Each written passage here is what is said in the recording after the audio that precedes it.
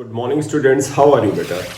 आज हम डिस्कस करने जा रहे हैं एनसीईआरटी फिजिक्स क्लास 11th का जो चैप्टर नंबर 4 है मोशन इन अ प्लेन, उसका नेक्स्ट क्वेश्चन नंबर 4.4। देखिए इसमें क्या कहते हैं, state with reason whether the following algebraic operations with scalar and vector physical quantities are meaningful और नॉट। कुछ इसमें मैथमेटिकल ऑपरेशंस दिए हैं, एल्जेब्रिक ऑपरेशंस हैं, उनमें वेक्टर क्वांटिटीज और स्केलर क्वांटिटीज को क्लब करके इन्होंने कुछ स्टेटमेंट दिए हैं। देखना इसमें कौन से मीनिंगफुल है। पहला, एडिंग एनी टू स्केलर्स। बेटा किन्हीं दो स्केलर को नहीं जोड़ सकते, क्योंकि अगर आप देखिएगा, अगर मैं तुमसे कहूं कि करंट, अगर आप यहां आइएगा, करंट अगर हम आपसे कहें कि 1 एम्पियर है और इसमें वोल्टेज जो है वो 5 वोल्ट है, क्या हम इन दोनों को जोड़ सकते हैं?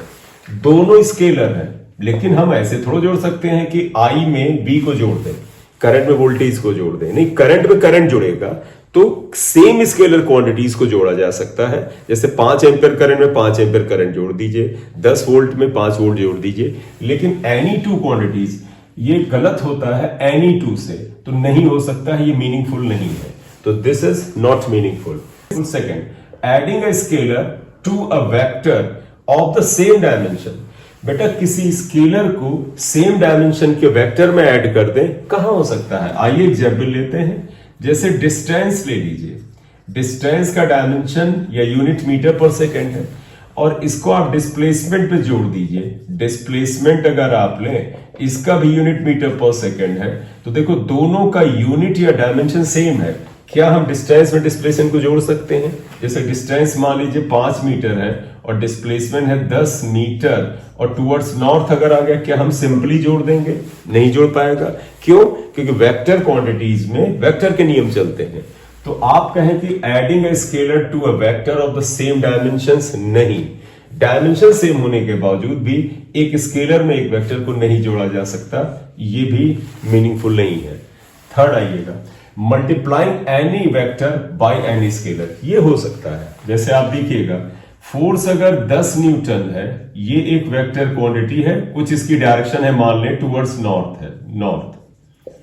अगर हम इसमें किसी न्यूमेरिकल वैल्यू से मल्टीप्लाई करें, जैसे 10 न्यूटन में अगर हम 5 से मल्टीप्लाई कर दें, तो हम कहें नया फोर्स क्या हो सकता है? 5 इंटू 10 न्यूटन टुवर्ड्स नॉर्थ। अगर हमने ये मल्टीप्लाई कर लिया, आप देखें तो हमने क्या किया, force was 10 Newton, it is a vector quantity. इसमें किसी भी स्केलर से मल्टीप्लाई करने पर वो 50 न्यूटन सेम डायरेक्शन में हो सकता है। ये वही बात हुई कि किसी डायरेक्शन में अगर आप 10 न्यूटन का फोर्स लगा रहे हैं, हो सकता है आप किसी तरीके से उसको 5 गुना बढ़ा दें, यानी 10 से 50 कर दें, ये बिल्कुल पॉसिबल है। तो किसी भी वेक्टर में किसी स्केलर से मल्टीप्लाई किया जा सकता है, इट इज मीनिंगफुल, ये करेक्ट है। तो पहला मीनिंगफुल आंसर सी है। अब आइए D, multiplying any two scalars. दो स्केलर को तो ऐसे ही मल्टीप्लाई कर सकते हैं, कोई ले लीजिए। जैसे करंट है 1 एम्पियर है, दूसरी करंट 5 एम्पियर है, मल्टीप्लाई कर दीजिए, 5 एम्पियर आ जाएगा। Multiplying any two scalars is meaningful. कोई दो स्केलर क्वांटिटी जिसमें डायरेक्शन में होती है, उनको मल्टीप्लाई कर सकते हैं। एडिंग एनी टू वेक्टर्स, दो वेक्टर तो जोड़े जा सकते हैं, एनी टू नहीं। जैसे आप ध्यान रखिएगा, एडिशन ऑफ वेक्टर में क्या होता है, हम लोग कहते थे ये वेक्टर ए है, ये वेक्टर बी है और इनके बीच का एंगल थीटा है, तो हम इनको ऐड करके इनका रिजल्टेंट निकालते थे। लेकिन आप यकीन मानिए कि ये जो वेक्टर पहला ए है, अगर ये फोर्स है F1 है, तो दूसरे को भी फोर्स होना पड़ेगा। दोनों वेक्टर सेम नेचर के होंगे। ये नहीं कि ये फोर्स है और इसे आप कह दो कि हम डिस्प्लेसमेंट ले लें, तो नहीं जोड़ा जा सकता। तो किन्हीं एनी टू वेक्टर्स को नहीं जोड़ सकते हैं। Two vectors of the same quantity, same vector quantity at some angle can be added. तो any two vectors, any की वजह से ये नहीं हो सकता है, ठीक है। Adding a component of a vector to the same vector, किसी वेक्टर का कंपोनेंट स्केलर होता है।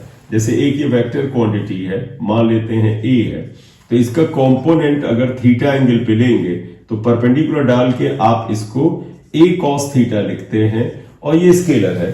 इसको इस वेक्टर में आप ऐसे नहीं जोड़ सकते, क्योंकि स्केलर में वेक्टर को adding scalar to a vector, ये रूल पहले ही यहां पर देखो वायलेट हो चुका है, हम इसे पहले एक्सप्लेन कर चुके हैं, तो ये भी नहीं पॉसिबल है।